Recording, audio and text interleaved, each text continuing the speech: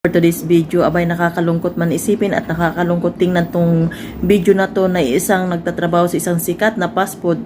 Ito ay binuhusan ng marumi na tubig na nanggagaling sa mga pinagugasan nila ng mga pinggan at may kasama pa itong kanin-kanin. At itong ay binuhusan ay talagang pumupo na lang, walang magawa kundi umiyak. Ayan, panoorin natin mga langga. Ayan kasama pa yung manager sa haltak sa kanya. Tapos yung mga nasa timba, nasa kung anong mga nilalagyan. Ayun maruming tubig ang binuhos kay Kuya Sis.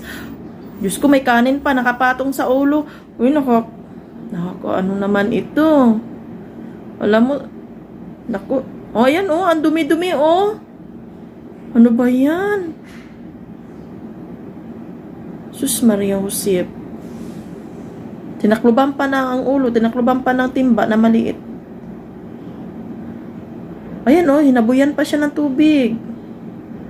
Sabi nga nila dito, tradition daw ito, pero hindi naman maganda to. Ayan binuhusan ng tubig. Ayan, tubig na malamig yan Ayan, Ay, Diyos ko, di nyo ba naisip itong ginagawa nyo na to?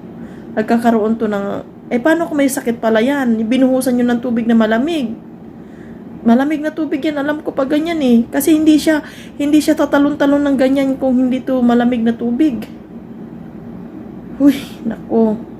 Diyos ko po, sa totoo lang, nakakaiwan ko ba? Ano bang masasabi ko? Malangga habang pinapanood ko tong video na to, talagang naninikip ang dibdib ko na parang gusto kong umiyak. Paano kaya kung ang binuhusan na to na mayroon palang diferensya, mayroon palang sakit o mayroon palang hindi natin masabi, tapos biglang binuhusan ng ganyan, kahit sabihin yung ito'y tradisyon ng isang sikat na fast food, iwag naman sana. Ang daming mga tao na binasa ko yung comment na to sa isang nag-upload nito. Siguro yun kumuha ng video nito ay kasamahan din nila. Napakaraming tao ang galit sa mga nangyari na to. Sana matutukan ito ni Rapi Tulfo. Isipin nyo ba naman nakakaawa.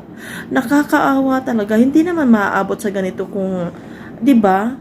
Yung bang, alam nyo yung paghaltak sa kanya, paa, kamay ang hawak, parang ayaw niya ayaw niyang buhusan ng ganong sistema. At alam niya siguro na ganon sistema, pero talagang gusto niyang pumalag. Kasi alam niya basahin natin ito ito yung sinasabi nila. Isang Jollibee crew nagtrending ng video na binuhusan ito ng maruming tubig ng kanilang katrabaho. Marami namang netizen ang nagagalit dahil hindi naman daw kailangan na maruming tubig pa ang ibuhos. Marami ding nagsasabi na ito raw ay tradition pag nagre-resign. Ay, ganun pala yun? Pag nagre-resign, tradition yun na kailangan buhusan ng tubig ng marumi. Ganun pala yun? Ganyan pala yan dyan? Paano pala kung nag-resign ka na mayroon ka palang karamdaman? Paano pala pag nag-resign ka may naramdaman kang hindi maganda sa katawan mo? Paano pala nag-resign ka kung mayroon kang na-stress ka pala? Ay lalong na-i-stress. Kasi binuhusan yun ng tubig na marumi. Diba?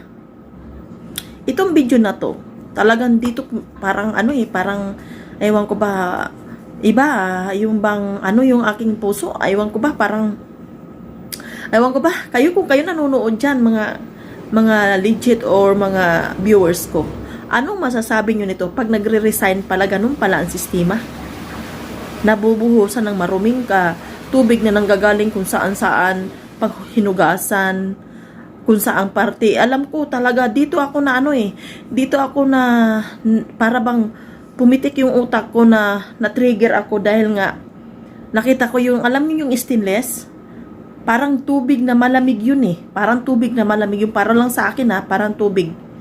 Kasi hindi yun magtatalon-talon si Kuya.